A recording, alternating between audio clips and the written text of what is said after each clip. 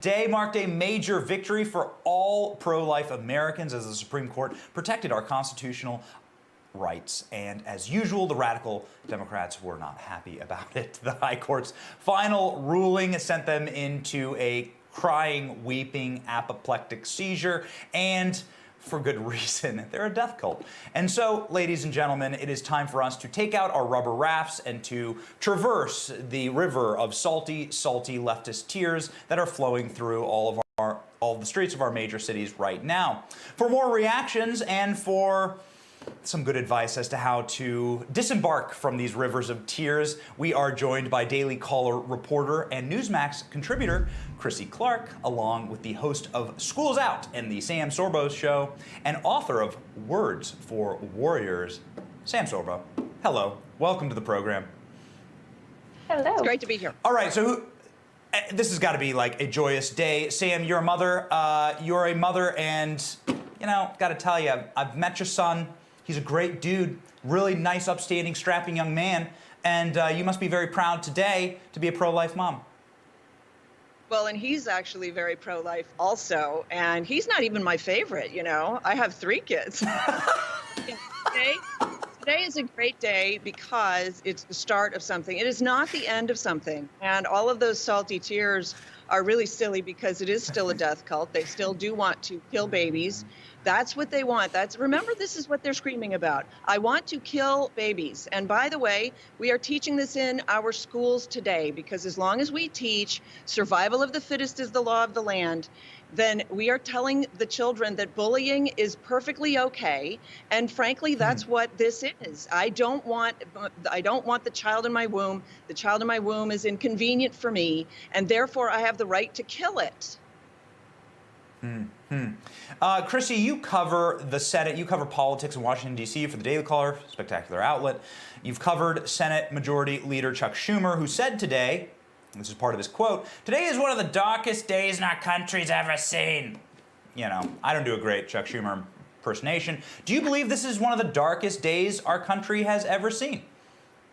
No, absolutely not. And that's because the abortion lobby and Democrats have been lying to young women across the country. I find this issue of abortion, it's not one I often speak on, but when I do, I often come to it as someone that's young. I'm 25 years old, and the people I surround myself with that I see online, they're so often mischaracterizing this debate.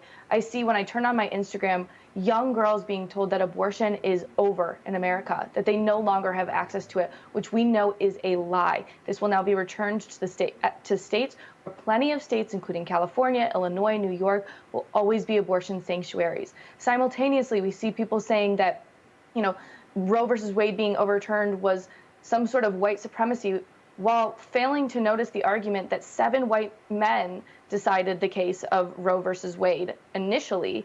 Well, we have 3 women on the bench and a black man on the bench now. One of those women and one of those men who decided against and to overturn Roe versus Wade. The arguments don't work in this case. And while I'm not here to opine on whether I agree with this decision, what I will say is that the facts out there are wrong. Well, somebody who has been professionally wrong her entire career, Hillary Clinton, literally stole a quote. Inspire, and the reflection inspires our to take action. For me, that's right. As a step backwards for women's rights and human rights. So, Sam, do you agree with your favorite non-president, Hillary Clinton? Well, remember, it's the Democrats who applauded the Dred Scott decision, which luckily was then overturned. So,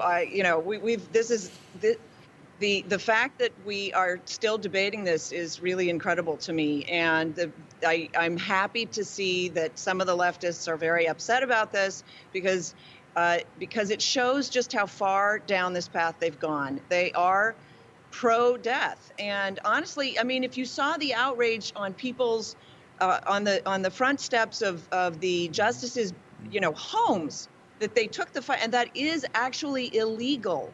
These are people who believe in death as a response to something. They believe in killing is the correct response when they are upset with something. And this is un-American, and we really ought to put this in its place. Chrissy? Joe Biden today, of course, he always finds time to condemn former President Trump's work that he did to lead the Supreme Court, issuing his final ruling today. Have a look. There was 3 justices named by one president, Donald Trump, who were the core of today's decision to upend the scales of justice and eliminate a fundamental right for women in this country. Make no mistake, this decision is a culmination of a deliberate effort over decades to upset the balance of our law.